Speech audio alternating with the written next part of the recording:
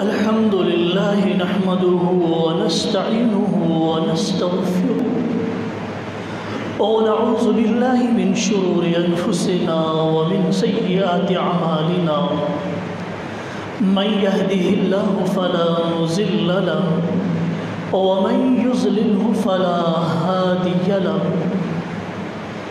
أشهد أن لا إله إلا الله وحده لا شريك له وأشهد أن محمدًا عبده ورسوله أرسله بالحق بشيرا ونذيرا وداعيا إلى الله بإذنه وسراجا منيرا أما بعد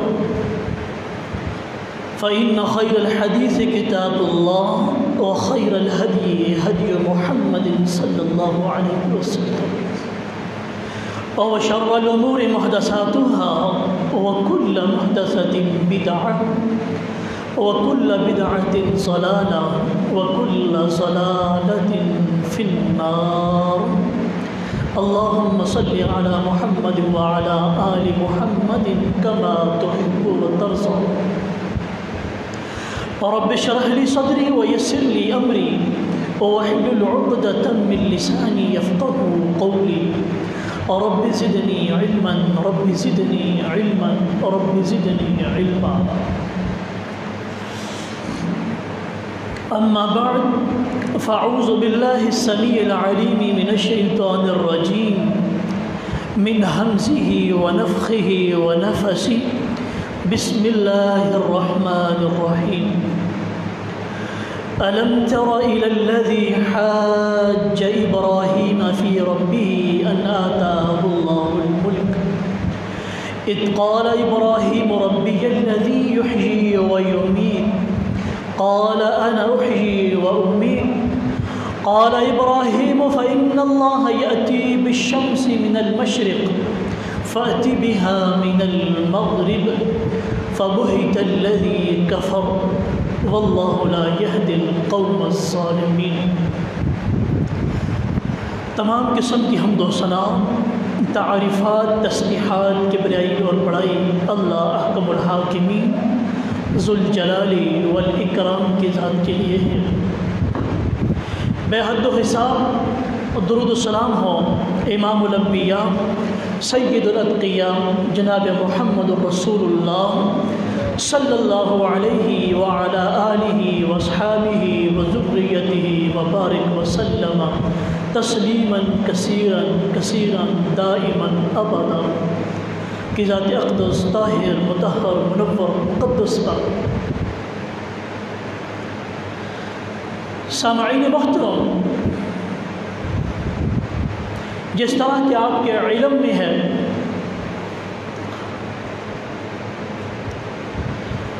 کہ گزشتہ جمعۃ المبارک کے اندر امام توحید جناب ابراہیم خلیل اللہ علیہ السلام کی سیرت کے حوالہ سے ہم بات کر رہے تھے۔ قرآن عظیم کا اگر مطالعہ کریں، قرآن عظیم کے اندر اللہ سبحانہ و تعالی نے تقریباً 25 انبیاء کا ذکر کیا ہے، 25 انبیاء کے نام لیے ہیں، اور ان میں سے سب سے زیادہ مرتبہ نام اللہ سبحانہ و تعالیٰ نے جناب ابراہیم خلیل اللہ علیہ السلام کا لیا ہے، اور سب سے زیادہ آیات جو ہیں وہ جناب موسیٰ کلیم اللہ علیہ السلام کے متعلق قرآن عظیم کے اندر موجود ہیں۔ اور موسیٰ علیہ السلام کے بعد جس ہستی کا سب سے زیادہ قرآن عظیم کے اندر تذکرہ ہے وہ جناب ابراہیم خلیل اللہ علیہ السلام ہے۔ اگر ان تمام آیات کو جمع کیا جائے جن آیات کے اندر جناب ابراہیم علیہ السلام کا تذکرہ ہے، تقریباً 250 آیات بنتی ہیں، 250 آیات ہیں جن کے اندر جناب ابراہیم علیہ السلام کا ذکر ہے، اور 69 مرتبہ اللہ سبحانہ و تعالی نے قرآن عظیم کے اندر ابراہیم علیہ السلام کا نام لیا تھا۔ ایسی عظیم شخصیت، ایسے جلیل القدر پیغمبر جناب ابراہیم خلیل اللہ علیہ السلام کی سیرت کے حوالہ سے گزشتہ جمعۃ المبارک کے اندر میں بات کر رہا تھا، اور سیرت کے ساتھ ساتھ صورت کا ذکر کرنا بھی میں مناسب سمجھتا ہوں۔ سیرت کے ساتھ صورت کا ذکر کرنا بھی انتہائی ضروری ہے۔ نبی مکرم صلی اللہ علیہ وسلم فرماتے ہیں، واقعہ معراج کا ذکر کرتے ہوئے فرمایا کہ میں 7ویں آسمان پر جب گیا، وہاں پر بیت المعمور کے ساتھ میں نے ایک بزرگ شخصیت کو دیکھا جو ٹیک لگائے ہوئے تھے۔ بیت المعمور جہاں پر فرشتے اللہ کی عبادت کرتے ہیں، نبی علیہ السلام نے فرمایا میں نے وہاں فرشتوں کو دیکھا، وہ اللہ کی عبادت کرتے ہیں۔ ایک وقت کے اندر 70,000 فرشتے وہاں اللہ کی عبادت کرتے ہیں، اور جو فرشتے ایک مرتبہ وہاں پر آ کر سجدہ ریز ہو جاتے ہیں پھر قیامت تک ان کی باری نہیں آئے گی، اتنی فرشتوں کی تعداد۔ وہ بیت المعمور، فرمایا وہاں میں نے ایک آدمی کو دیکھا، جبرائیل نے مجھے تعارف کروایا، فرمایا ھذا ابوک ابراہیم علیہ السلام فسلم علیہ، اے محمد کریم صلی اللہ علیہ وسلم یہ آپ کے بابا ابراہیم ہیں، ابراہیم علیہ السلام، آپ ان کو سلام کریں۔ نبی علیہ السلام فرماتے ہیں میں نے ابراہیم علیہ السلام کو سلام کیا، ابراہیم علیہ السلام نے مجھے ویلکم کیا، کیا کہا؟ مرحبا لابن الصالح والنبی الصالح، ویلکم اہلا سہلا، مرحبا صالح بیٹے صالح نبی۔ بڑے اعلیٰ الفاظ کے ساتھ ابراہیم علیہ السلام نے نبی علیہ السلام کے استقبال کیا، اور پھر نبی علیہ السلام جب یہ بات صحابہ کرام کے سامنے بیان فرما رہے تھے تو صحابہ کرام رضوان اللہ علیہ مجمعین کے اندر بڑا شوق، بڑا تجسس پیدا ہو رہا تھا، بڑے شوق سے اس واقعے کو، اس بات کو سن رہے تھے۔ تو نبی کریم صلی اللہ علیہ وآلہ وسلم نے جب صحابہ کی شوق کو دیکھا اور فرمایا میرے صحابہ اگر تم میں سے کوئی یہ چاہتا ہے، کسی کے دل میں یہ بات آتی ہے کہ کاش کہ وہ بھی ابراہیم علیہ السلام کو دیکھ سکتا، فرمایا وہ میں محمد رسول صلی اللہ علیہ وسلم کو دیکھ لیں۔ اگر کسی کے دل میں یہ بات آتی ہے، یہ خیال آتا ہے کہ کاش کہ ہم بھی ابراہیم علیہ السلام کو دیکھتے تو وہ میں محمد کو دیکھ لے، میں اپنے باپ ابراہیم کو مشابہ ہوں۔ اور پھر آپ نے فرمایا فَأَتَيْنَا عَلَى رَجُلٍ طَوِيلٍ لَا إِلَّا كَادَ أَرَى رَأْسَهُ طُولًا إِنَّهُ إِبْرَاهِيمَ علیہ السلام، فرمایا ہم ایسے بندے کے پاس آئے جو قد کے لحاظ سے مجھ سے کافی لمبے تھے، نبی صلی اللہ علیہ وسلم قد کے لحاظ سے مجھ سے لمبے تھے۔ اللہ کے پاک پیغمبر فرماتے ہیں میرے لیے یہ بات بڑی مشکل تھی کہ میں ابراہیم علیہ السلام کے سامنے جب کھڑا تھا، ان سے بات کر رہا تھا، یہ بات میرے لیے مشکل تھی کہ ہم دونوں کا چہرہ جو ہے وہ آمنے سامنے ہو۔ جب دو بندے بات کرتے ہیں نا اپنے تو کتنا پیارا منظر ہوتا ہے، آپ ایک دوسرے کو دیکھ رہے ہوتے ہیں۔ فرمایا کہ ابراہیم علیہ السلام مجھ سے لمبے تھے، میرے لیے یہ بات مشکل تھی کہ میں آمنے سامنے ایک دوسرے کے چہرے کو ہم دیکھتے، میں اس طرح کر کے دیکھ رہا تھا۔ اللہ اکبر کبیر، ابراہیم علیہ السلام لمبے تھے قد کے لحاظ سے۔ فَأَتَيْنَا عَلَى رَجُلٍ طَوِيلٍ، آگے چلتے ہیں۔ ابراہیم خلیل اللہ علیہ السلام جس معاشرے کے اندر پیدا ہوئے، جس ماحول کے اندر پیدا ہوئے، جس مرکز کے اندر پیدا ہوئے، وہ شرک و خرافات کا مرکز تھا۔ سارا ماحول شرک، خرافات اور بدعت کے اڈوں کا مرکز تھا وہ۔ اور صرف ماحول نہیں، جس گھر کے اندر جناب ابراہیم علیہ السلام پیدا ہوئے وہ بت خانہ تھا۔ جس باپ کے گھر پیدا ہوئے اس گھر کا والی، اس گھر کا وارث بت بنانے والا تھا، بت بیچنے والا تھا، مجسمے تراشنے والا تھا اس گھر کا باپ، اس گھر کا مالک ابراہیم کا باپ۔ ایسے گھر کے اندر، اور صرف یہی بات ختم نہیں تھی، بلکہ حکومت وقت نے اپنی پوری معاونت کی یقین دہانی کروائی ہوئی تھی. حکومت وقت کا پورا ساتھ حاصل تھا جناب ابراہیم علیہ السلام کے باپ آدم کو. حکومت کی سرپرستی حاصل تھی. یہ شرک کے جتنے بھی اڈے چلتے تھے وہ حکومت کی سرپرستی میں چلتے تھے. آج کا یہ میرا جو موضوع ہے، آج کے اس موضوع کو آپ ابراہیم کے دور کو اور آج کے آپ نے اس کو ذرا کمپیئر کرنا آپس میں، آپ کو ایک ذرے کے برابر بھی فرق نظر نہیں آئے گا. آج ہم بالکل ایسے حالات سے گزر رہے ہیں، ایسے ماحول سے گزر رہے ہیں جو بالکل آج سے ہزاروں سال پہلے ابراہیم خلیل اللہ علیہ السلام کی قوم کے حالات اور واقعات تھے. حکومت وقت کی سرپرستی پہ شرک اور کفر کے اڈے چلتے تھے، بے حیائی اور فحاشی کے اڈے چلتے تھے. حضرات، ایسے ماحول کے اندر اللہ سبحانہ و تعالیٰ نے امام توحید جناب ابراہیم علیہ السلام کو پیدا فرما دیا.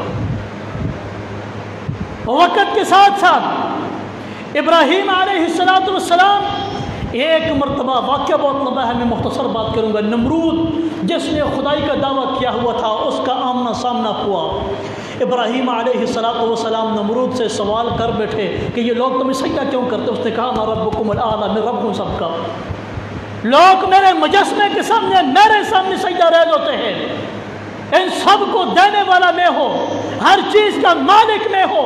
ابراہیم علیہ السلام نے اس کو چیلنج کیا، لم تر الی الذی حاج ابراہیم فی ربہ. او بھائی، تم نے اس شخص کو نہیں دیکھا؟ تم نے اس نمرود کو نہیں دیکھا جس نے ابراہیم خلیل اللہ علیہ السلام کے ساتھ اس کے رب کے بارے میں جھگڑا کیا؟ رب اللہ کے بارے میں جھگڑا کیا نا. جس اللہ نے اس کو بادشاہ، اس نمرود کو بادشاہ دی تھی، کس نے دی تھی؟ اللہ نے دی تھی. جس اللہ نے اس کو بادشاہ دی تھی وہ لڑائی کر رہا ہے اللہ کے پیغمبر ابراہیم خلیل اللہ علیہ السلام سے. ابراہیم علیہ السلام سے پوچھا اس نے، ابراہیم تمہارا رب کون ہے؟ فرمایا میرا رب ربی الذی یحیی و یمیت، وہ ہے جو زندہ بھی کرتا ہے مارتا بھی ہے، جو موت و حیات کا مالک ہے. الذی خلق الموت والحیات، میرا رب وہ ہے. نمرود نے کہا یہ کون سی بڑی بات ہے قرآن عظیم کے الفاظ میں؟ یہ کون سی بڑی بات ہے بھائی؟ یہ کام تو میں بھی کرتا ہوں، انا احیی و امیت، یہ کام تو میں بھی کرتا ہوں، زندہ کرتا ہوں مارتا. مفسرین نے یہاں اس آیت کی تفسیر میں یہ بات لکھی ہے، ایک واقعہ نقل کیا ہے کہ اس نے 2 بندے جیل سے منگوائے. ایک ایسا بندہ تھا جس کو سزائے موت ہو چکی تھی، اور ایک ایسا بندہ تھا جس کو معافی ہو گئی تھی. ان دونوں کو منگوایا اس نے، اور جس کو معافی ہو گئی تھی اس کو قتل کر دی، جس کو سزائے موت ہو گئی تھی اس کو اس نے چھوڑ دیا. کہا یہ کون سی مشکل بات ہے؟ مشرک آدمی کا عقل بڑا کمزور ہوتا ہے، اس کی دلیلیں بڑی بوسیدہ ہوتی ہیں، بڑی کمزور دلیلیں ہوتی ہیں اس کی، یہ کوئی دلیل نہیں ہے. ابراہیم علیہ السلام نے کہا اچھا یہ تو تم کر سکتے ہو، تو یہ بتاؤ میرا رب تو وہ ہے یاتی بالشمس من المشرق فاتی بہا من المغرب، میرا رب سورج کو مشرق سے نکالتا ہے مغرب سے غروب کرتا ہے. تم ایسا کرو سورج کو مغرب سے طلوع کرو، مغرب سے غروب کر دو، مشرق سے غروب کر دو، یہ تم ایسا کرو. فبہت الذی کفر، جب ابراہیم علیہ السلام نے یہ دلیل رکھی، یہ بات رکھی، تو نمرود حیران اور پریشان ہو گیا، ہکا پکا رہ گیا کہ یہ کیا ہو گیا میرے ساتھ. واللہ لا یہدی القوم الظالمین، اللہ ظالم قوم کو کبھی بھی ہدایت نہیں دیتا. حضرات، ایک نبی کے لیے علم کے ساتھ ساتھ عن الیقین، علم ہونا الگ بات ہے. ایک چیز ہوتی ہے کسی چیز کا علم ہونا، ایک چیز ہوتی ہے بندے کی اپنی آنکھوں سے دیکھی ہوئی چیز. ان دونوں چیزوں میں بڑا فرق ہوتا ہے.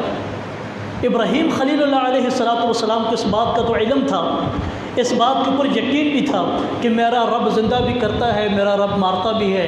لیکن ایک ایسی قوم کے سامنے دعوت توحید کو رکھ رہے تھے جو بالکل جاہل اجڈ قوم تھی، مشرک قوم تھی، اور اس کے لیے بڑا ضروری تھا کہ اگر وہ لوگ ابراہیم علیہ السلام کی دعوت کو اگر مانتے نہیں تو کم از کم ان کے پاس کوئی ایسی دلیل بھی نہیں ہونی چاہیے جو ابراہیم کے سامنے وہ رکھ سکیں.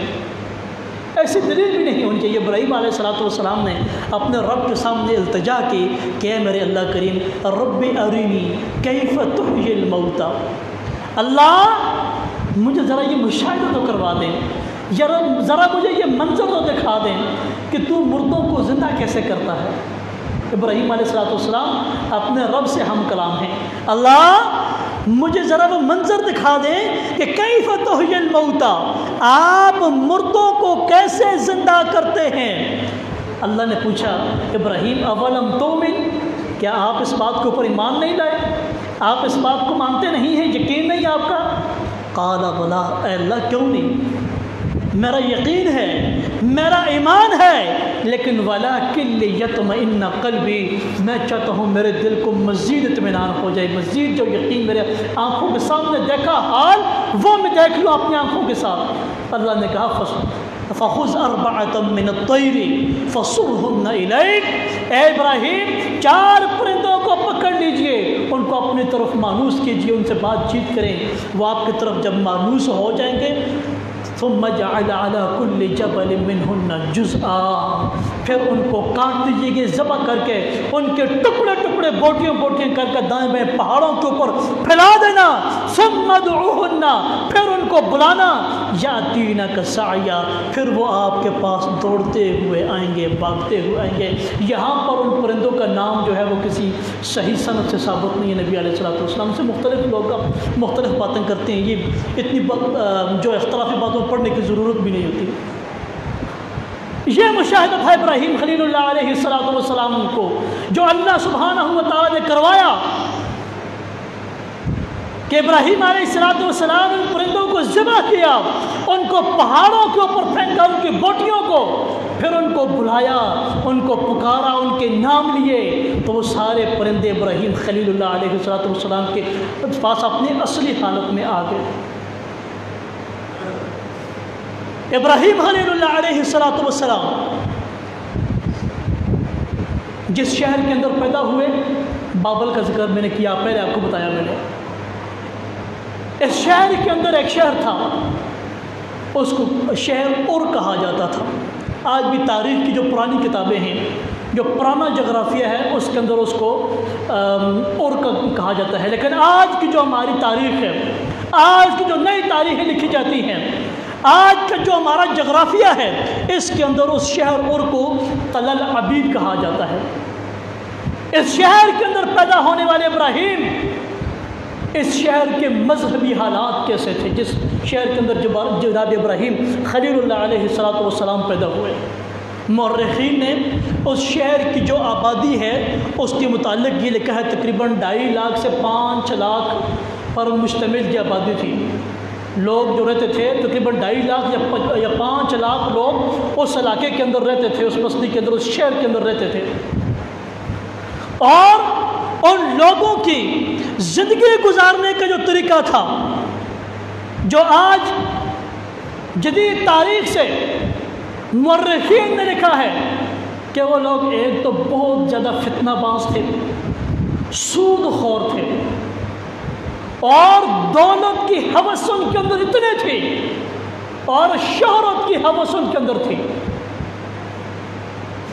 ابراہیم علیہ السلام کے قوم کے حالات اور آج کے ہمارے معاشرے کے حالات، وہ قوم دولت کی پجاری تھی، دولت کی.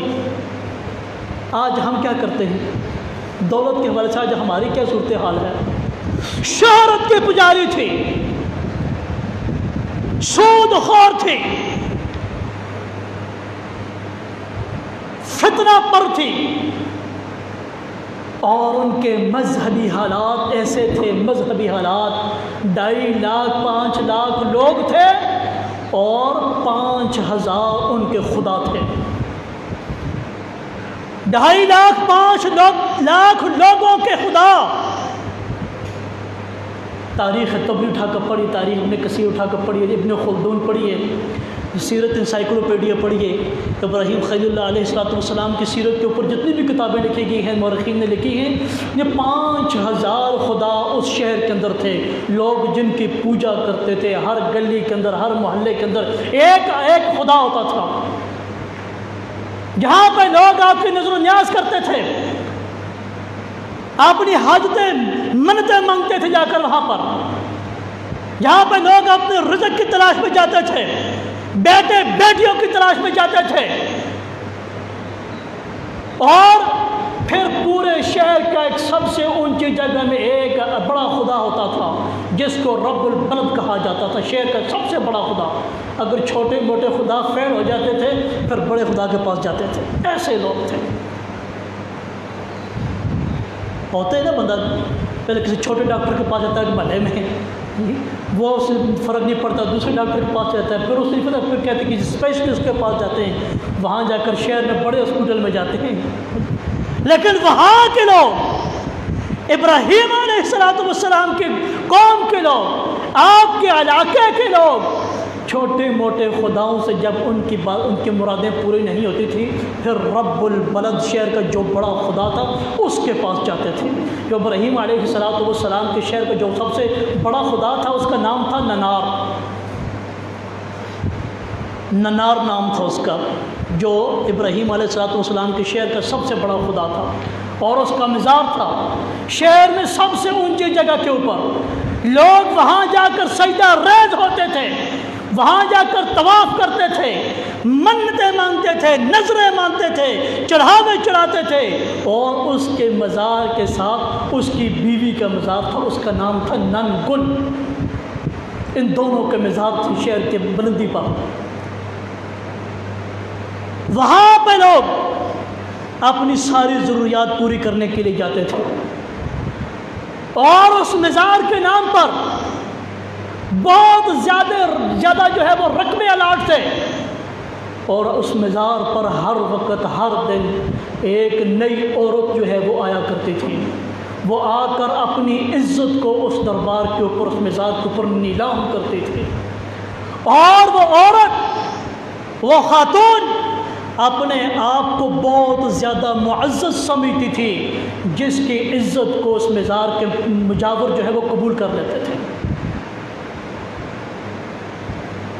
وہ معاشرے کے اندر اس عورت کو عزت کی نگاہ سے دیکھا جاتا تھا، شرف کی نگاہ سے دیکھا جاتا تھا۔ جو عورت اپنی عزت کو اس مزار کے اوپر جا کر نچھاور کرتی تھی، جس کی عزت اس مزار کے اوپر تار تار ہوتی تھی، وہ اس معاشرے کے اندر وہ عورت سب سے زیادہ معزز سمجھی جاتی تھی۔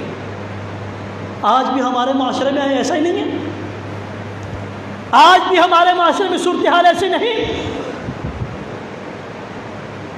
محلے محلے کے اندر قبریں ہیں، محلے محلے کے اندر لوگ چڑھاوے چڑھا رہے ہیں، اور محلوں سے باہر نکلیے، کسی بھی بڑے شہر میں چلے جائیں، کسی بھی بڑے، جب آپ کے لالے مسئلے کا مجھے نہیں پتا، گجرات کے اندر آپ چل جائیں، دولے شاہ کا بہت بڑا دربار ہے، آپ کو پتا ہوگا۔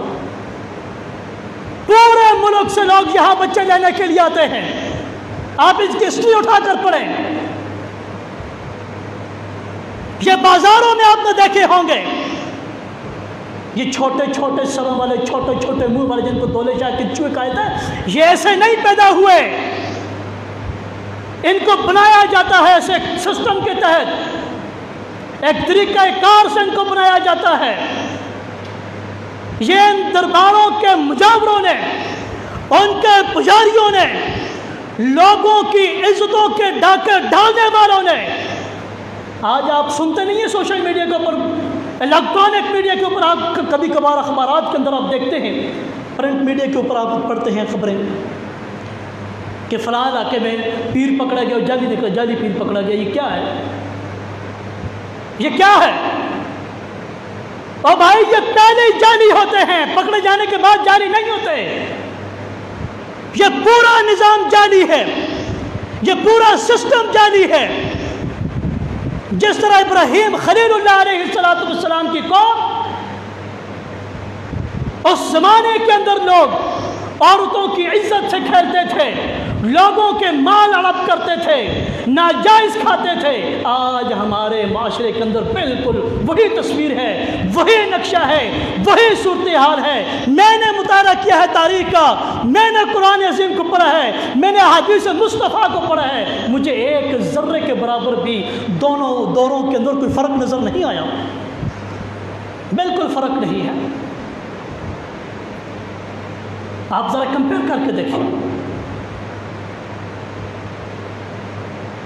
ایسے ایسے ہمارے معاشرے کے اندر ناسور پیدا ہو چکے ہیں، ایسی ایسی خرافات پیدا ہو چکی ہیں، ایسا ماحول پیدا ہو چکا ہے کہ کسی بھی ماں بہن بیٹی کی عزت محفوظ نہیں ہے، آئے دن کسی نہ کسی کی عزت کے ساتھ کھیلا جا رہا ہے،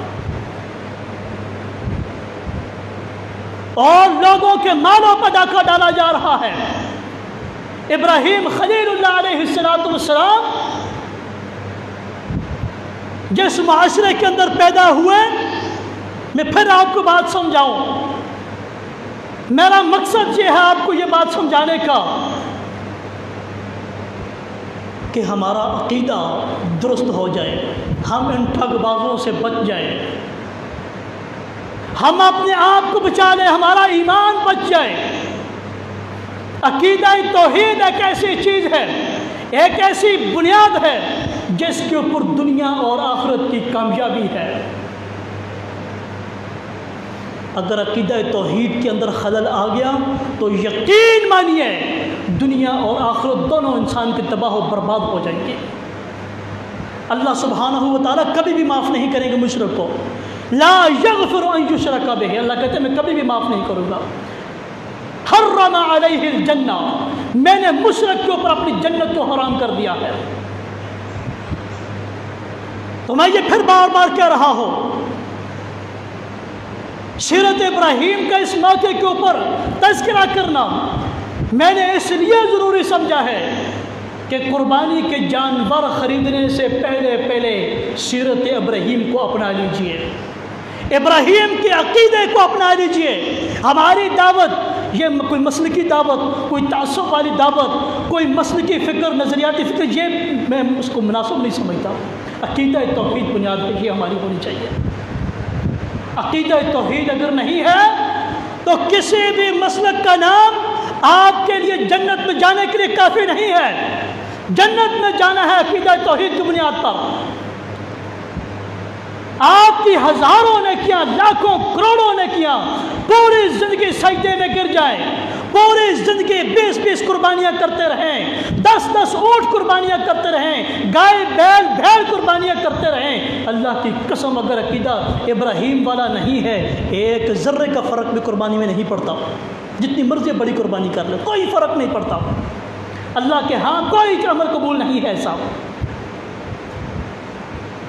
شرک اور خرافات، آپ دیکھیں تاریخ کو اگر پڑھیں، آپ تاریخ اس بات کی گواہ ہے، ہمیشہ گواہ ہے کہ مشرک جس دور کا بھی ہو، چاہے وہ ابراہیم علیہ السلام کا دور ہو، چاہے وہ آج کا دور ہو، مشرک کے جتنے بھی افکار ہیں، مشرک کے جتنے بھی افعال ہیں، مشرک کے جتنے بھی اعمال ہیں، وہ ہر دور کے مشرک کے ایک جیسے ہی ہوتے ہیں۔